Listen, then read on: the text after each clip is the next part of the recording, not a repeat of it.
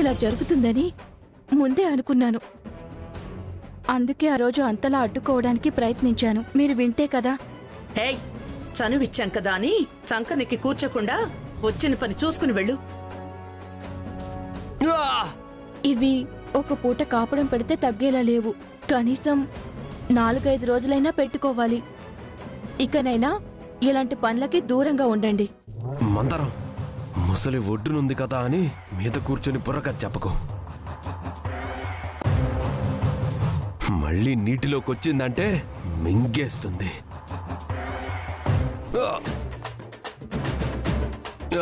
ఆ పోలీసు వాళ్ళు కొట్టిన దానికంటే దీనికి ఆపడం ఎక్కువ నొప్పిగా ఉంది మమ్మీ. సరే, రెస్ట్ తీసుకోండి. తినడానికి ఏదైనా తీసుకొస్తాను. అమ్మగారు, అప్పటి వరకు మీరు పెట్టండి కాపడం.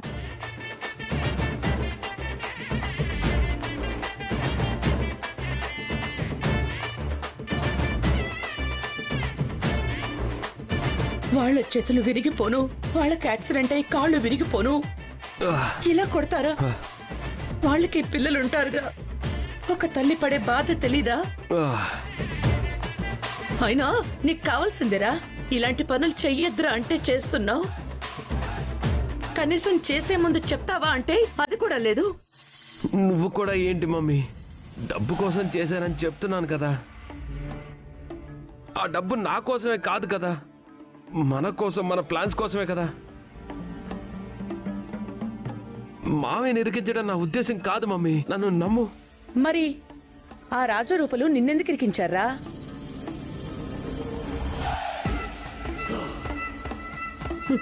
ఏదేమైనా దీనంతటికీ కారణమైన ఆ రాజు రూపల్ని మాత్రం క్షమించొద్దు. అసలేం జరిగిందో, ఎలా జరిగిందో ఏ మాత్రం కూడా తెలుసుకోకుండా నిన్ను అరెస్ట్ చేయించారు, నిన్నిలా కొట్టించారు. మనం కూడా వాళ్ళకి ఇంతకంటే నొప్పి కలిగేలా కొట్టాలి. అవును మమ్మీ, మన ప్రతి విషయంలో వాళ్ళ జోక్యం ఎక్కువైపోయింది. మన విషయంలో వేలు పెడితే కాళ్ళు తీసేస్తామనే భయం పుట్టించాలి. మనకి తెలియకుండా మావయ్య ఇరుక్కున్నారు. ఒక్క రోజులోనే బయటకు వచ్చేశారు. రాజు రూపల్ని ఒక్క రోజులో బయటపడేలా ఇరికించకూడదు. ప్రతిరోజు మనం అంటే భయపడేలా ఇరికించాలి.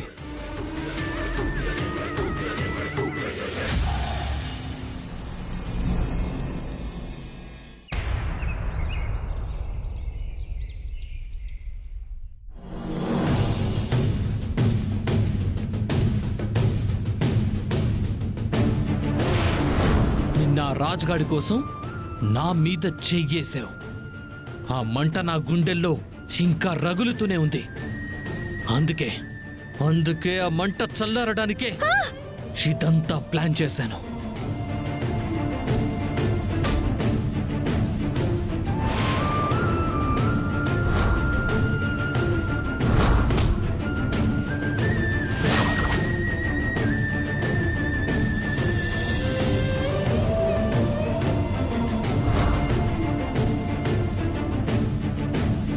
రాజు, ఏంటమ్మాయి గారు? ఇలా రా రాజు. ఏంటమ్మాయి గారు? ఏంటి రాజు, చాలా డల్గా కనిపిస్తున్నావు? ఏం లేదమ్మాయి గారు, నిన్న జరిగిన విషయంలో పెద్దయ్య గారు ఇంకా బాధపడుతూనే ఉన్నారు. పెద్దయ్య గారు తప్పేం లేకపోయినా అరెస్ట్ అవ్వడం, స్టేషన్లో ఉండడం, మీడియాలో తెలియడం, పార్టీలో పబ్లిక్లో చెడుగా అనుకోవడం, ఇవన్నీ తలుచుకుంటూ బాధపడుతున్నారు అమ్మాయి గారు.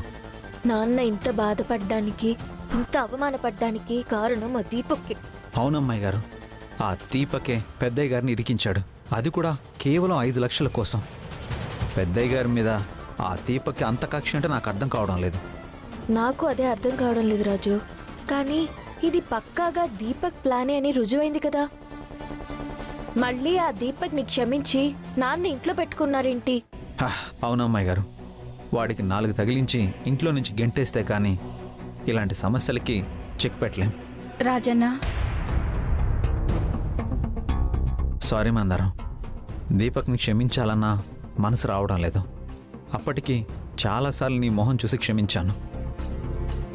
నా జోలికొస్తే క్షమించాను, అమ్మాయి గారి జోలికొచ్చినా క్షమించాను, నీ జోలికొచ్చినా నీ బిడ్డ జోలికొచ్చినా క్షమించాను, పెద్దయ్య గారి విషయంలో కూడా డ్రగ్స్ కేసు అప్పుడు క్షమించాను. ఇలా ప్రతిసారి క్షమించబట్టే ఆ దీపక్ మళ్ళీ మళ్ళీ పెద్దయ్య గారి విషయంలో జోక్యం చేసుకుంటున్నాడు. చాలా పెద్ద తప్పు చేశాడు.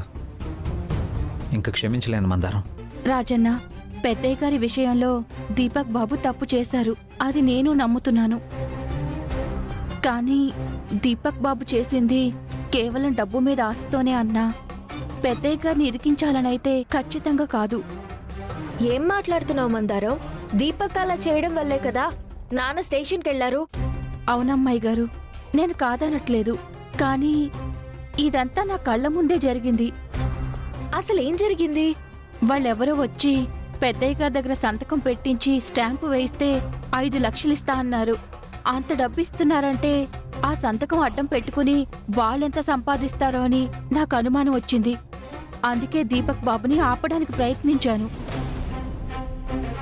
పెద్దయ్య గారు సంతకం పెట్టి వెళ్లిపోయారు. నేను ఎంత వద్దన్నా వినకుండా దీపక్ బాబే దొంగతనంగా స్టాంపు వేశాడు. పెద్దయ్య గారికి చెప్తానంటే నా బిడ్డని చంపేస్తానని నన్ను బెదిరించాడు. నన్ను రూంలో పెట్టి బంధించాడు. ఆ దీపక్ గారిని అన్నా, దీపక్ బాబు తప్పు చేశాడు, కానీ పెద్దయ్య గారిని ఇరికించే ఉద్దేశం మాత్రం అతనికి లేదన్నా. దీని వెనక వేరే ఎవరో ఉన్నారని నాకు అనిపిస్తోంది. ఒక్కసారి ఆలోచించండి అన్నా. రాజు, మందారం చెప్పింది కూడా కరెక్టే అనిపిస్తుంది. వాడి మొహం చూస్తుంటే 5 లక్షలు ఇచ్చే మొహంలా లేదు. అవునమ్మాయి గారు, దీపక్ని చూస్తుంటే కూడా డబ్బు కోసమే తప్పు చేసినట్టు నాకు అనిపిస్తుంది. వాళ్ళు మాట్లాడుకున్న మాటల్ని బట్టి చూస్తే ప్లాన్ ఎవరో వేసి దీపక్ బాబుని ఇరికిద్దామని అనుకున్నారేమో అనిపించింది. దీపక్ నిరికించే అవసరం ఎవరికుంది? దీపక్ నొక్కనే టార్గెట్ చేసినట్టు లేదమ్మాయి గారు, పెద్దయ్య గారిని కూడా టార్గెట్ చేశారు. దీని వెనక ఎవరో పెద్దవాళ్లే ఉన్నట్టున్నారు. మనం వాడిని కలిస్తే ఏదైనా ఇన్ఫర్మేషన్ తెలుస్తుందేమో రాజు. కానీ వాడిప్పుడు స్టేషన్లో ఉన్నాడు కదా అమ్మాయి గారు, కలవడం కుదరదు. ఒకవేళ కలిసినా వాడి దగ్గర నిజం రాబట్టలేం. రాజన్న, అతను స్టేషన్లో లేడన్నా. ఏమంటున్నావు మందారం? అవునన్నా, దీపక్ బాబు బెయిల్ కోసం వెళ్ళాం కదా, అక్కడ అతను కనిపించకపోయేసరికి అడిగాము. అప్పటికే అతను బెయిల్ మీద వెళ్ళిపోయాడని తెలిసింది. ఇంత త్వరగా బెయిల్ ఇచ్చారంటే వాడి వెనక మామూలు వాళ్ళు ఉండరు, ఏదో పెద్ద నెట్వర్క్ మెయింటైన్ చేస్తున్నారు. అసలు వాడికి బెయిల్ ఎవరు ఇచ్చారో తెలుసుకుందాం.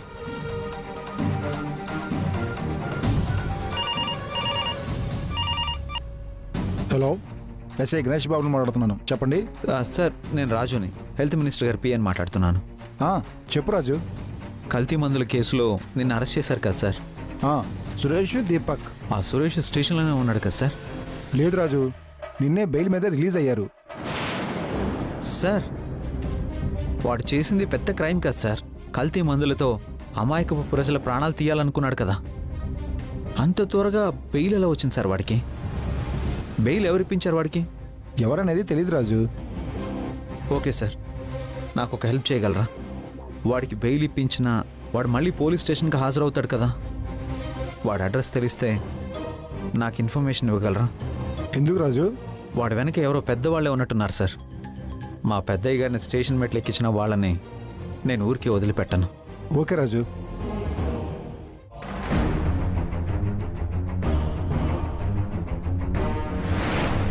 వాడు ఖచ్చితంగా ముందున్న అడ్రస్లో అయితే ఉండడు అమ్మాయి గారు, వేరే అడ్రస్కి మారిపోతాడు. వాడిని పట్టుకుంటేనే కదా రాజు దీని వెనక ఎవరున్నారో తెలిసేది. అవునమ్మాయి గారు. వాడి ద్వారా నిజం తెలిస్తే పెద్దయ్య గారు దీపక్ బాబుని కూడా క్షమిస్తారు. ఒక పని చేద్దాం అమ్మాయి గారు. ఇంకా ఆలస్యం ఎందుకు రాజు, వెళ్దాం పదా. ఏంటన్నా ఇంత పొద్దునే స్టార్ట్ చేసావు? మన రేంజ్ పెరిగిపోయిందిరా. అవునా? అరెస్ట్ అయిన గంటలోనే బయటికి రాగలిగాను. అది మన రేంజ్. సరే అన్న, నువ్వు కానీ. ఎవర్రా అది?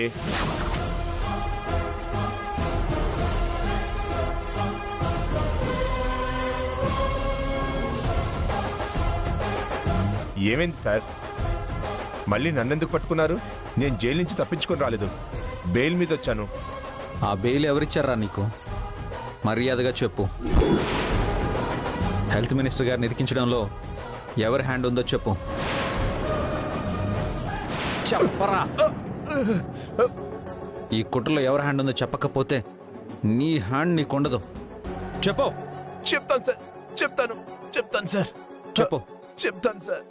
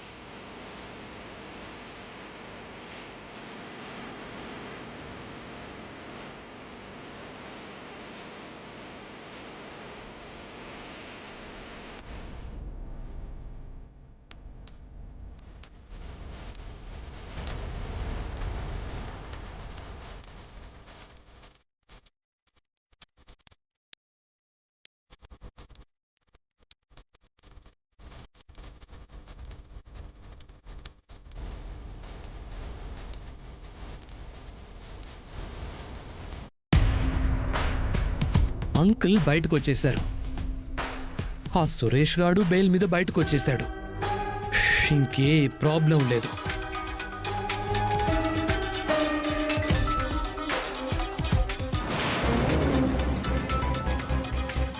వీడేంటి మళ్ళీ ఫోన్ చేస్తున్నాడు? వీడితో పని అయిపోయింది.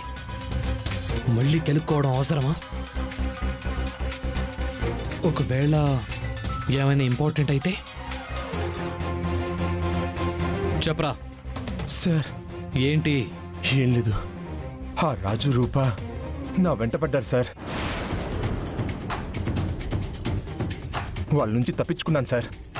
నాకేం చేయాలో అర్థం కావట్లేదు సార్. వాళ్ళు నా వెంట ఎందుకు పడుతున్నారో తెలియట్లేదు. మీరే నన్ను ఎలాగైనా కాపాడాలి సార్, ప్లీజ్ సార్. పోలీసులు వదిలినా వీళ్ళు వదిలేలా లేరు. వీడి మీద మళ్ళీ ఎందుకు డౌట్ వచ్చింది? వీళ్ళేదోలా నన్ను బయటకు లాగేలా ఉన్నారే. వీడి సంగతి తర్వాత చూద్దాం రాజు. ముందు ఆ గౌతమ్ గురించి, వాడి వేషాల గురించి నాన్నకు చెప్దాం. సరే రండి అమ్మాయి గారు.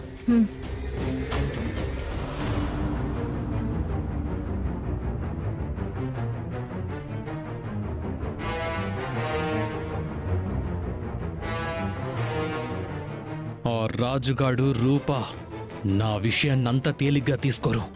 ఎలాగైనా అంకుల్కి చెప్పే ప్రయత్నం చేస్తారు. వాళ్ళకు కావాల్సింది అంకుల్ దృష్టిలో నేను బ్యాడ్ అవ్వడమే. అలా జరగడానికి వీల్లేదు. వాళ్ళకంటే ముందే అంకుల్ని మేనేజ్ చేయాలి. ఎస్.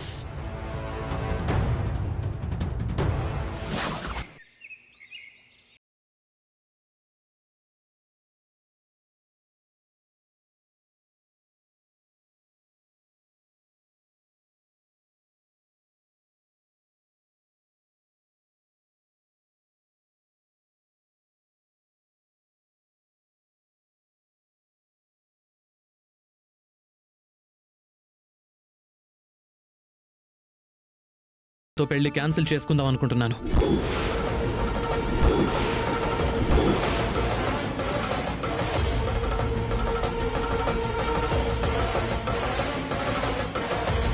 ఏమైంది గౌతమ్? నీకు రూపకేమైనా గొడవైందా? లేదంకల్. మరి ఎందుకు రూపతో పెళ్లి క్యాన్సిల్ చేసుకోవాలనుకుంటున్నావు? చెప్పు గౌతమ్, నాతో ఏమైనా ప్రాబ్లం ఉందా? మా ఇంట్లో వాళ్ళతో ఏమైనా ప్రాబ్లం ఉందా? లేదంటే నేను అరెస్ట్ అవ్వడం వల్ల పరువు పోయిందని ఏమైనా ఫీల్ అవుతున్నావా? ఏం కాదంకల్, మీరు అరెస్ట్ అవ్వటంలో మీ తప్పేం లేదు. ఇక రూప గురించి అంటారా? రూప బంగారం. రూప్ అంటే నాకు చాలా ఇష్టం. ఇక మీ ఫ్యామిలీ విషయానికి వస్తే, ఈ ఇంటికి వచ్చాక నా ఫ్యామిలీని నేను మర్చిపోయాను. అంతలా నచ్చింది నాకు మీ ఫ్యామిలీ. మరి ప్రాబ్లం ఎక్కడుంది గౌతమ్?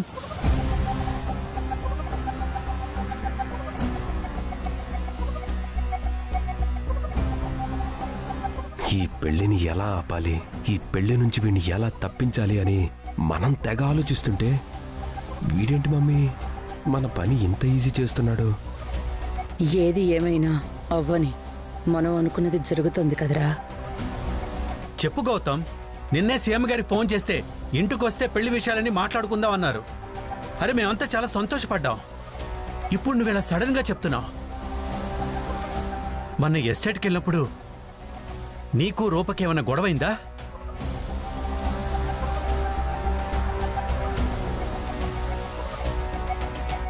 అలాంటిదేం లేదంకుల్. ఈ మధ్య నా ఫ్రెండ్స్ సర్కిల్లోనే అక్కడక్కడ బ్యాడ్గా అనుకుంటున్నారు. బ్యాడ్గానా?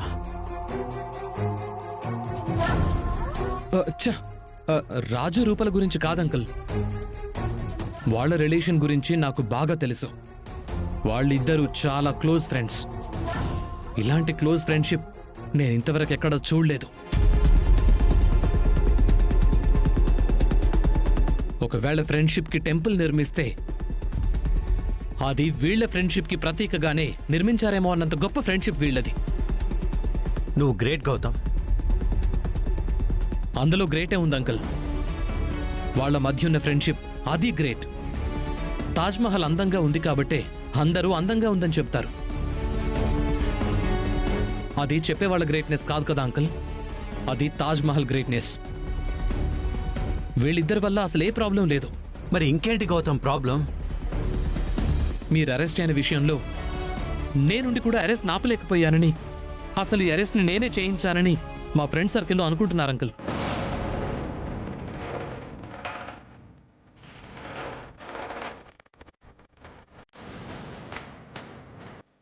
రూప లాంటి కూతురుని నీకు ఇస్తున్నప్పుడు కూడా అలాంటి మావయ్యని ఎలా చూసుకోవాలి అంటున్నారు. అదేంటి గౌతమ్ అలా అంటున్నా? ఎవరో ఏదో అన్నారని మన రిలేషన్షిప్ని పాడు చేసుకుంటావా? అయినా నువ్వు నాకు సపోర్ట్ చేయలేదని ఎవరన్నారు? మీ మావయ్యతో మాట్లాడి పార్టీలో నా పరువును కాపాడా, సస్పెండ్ కాకుండా చేసి నా ప్రాణాన్ని కాపాడా. ఇంతకంటే నువ్వేం చేయాలి? అలా అన్నవాళ్ళు నీ ఫ్రెండ్స్ కాబట్టి బతికిపోయారు, లేదంటే షూట్ చేసి పడేసేవాడిని. నువ్వేంటో నీ వ్యక్తిత్వం ఏంటో నాకు తెలుసు, నా ఫ్యామిలీకి కూడా తెలుసు గౌతమ్. నువ్వేం బాధపడుకో. అయినా మేం ఫీల్ అయితే కదా నువ్వు ఫీల్ అవ్వాల్సిందే. అవన్నీ మర్చిపోయి హ్యాపీగా ఉండు. మనం అనుకున్న సమయానికి అనుకున్నట్టే ముహూర్తాలు పెడదాం.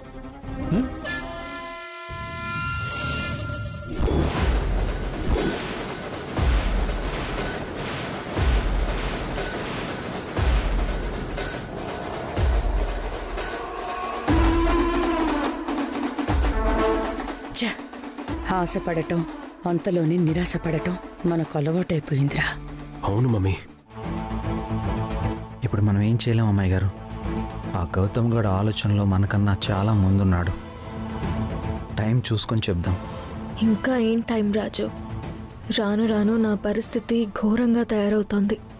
నన్ను కీలుబొమ్మలాగా చూసిన మనిషికి నేను పెళ్ళాం ఎలా అవ్వాలి రాజు? నా వల్ల కాదు రాజు. నేను నాన్నకి జరిగింది మొత్తం చెప్పేస్తాను. అసలు ఎవరో అన్న మాటలకి నువ్వు ఫీల్ అవ్వడం ఏంటి గౌతమ్? నీ గురించి మాకు తెలీదా? నాన్న, ఆ గౌతమ్ మీరు అనుకున్నంత మంచివాడు కాదు నాన్న. అసలు మనిషే కాదు నాన్న, మనిషి రూపంలో ఉన్న రాక్షసుడు. రూపా, ఇలారా. నువ్వేం మాట్లాడవేంటమ్మా? గౌతమ్ చూడమ్మా, నీతో పెళ్లి క్యాన్సిల్ చేసుకోవాలనుకుంటున్నాడు. అది కూడా ఊళ్ళో వాళ్ళు ఏదో అన్నారని. ఈ ఊళ్ళో వాళ్ళకి ఏ పని పాట ఉండదు, ఇలా ఏదో ఒకటి అంటూనే ఉంటారు. మళ్ళీ గౌతమ్ మనసు మారేలోపు మీ ఇద్దరికి పెళ్లి చేస్తానమ్మా. నాలో ఉన్న బాధను నా కన్న తండ్రి అర్థం చేసుకున్నప్పుడు ఇంకెవరికి అర్థమవుతుంది? దేవుడా, నన్ను మీరే కాపాడాలి. మీరేం వరి అవ్వకండి అంకుల్, రూపాన్ని నేను చూసుకుంటాను.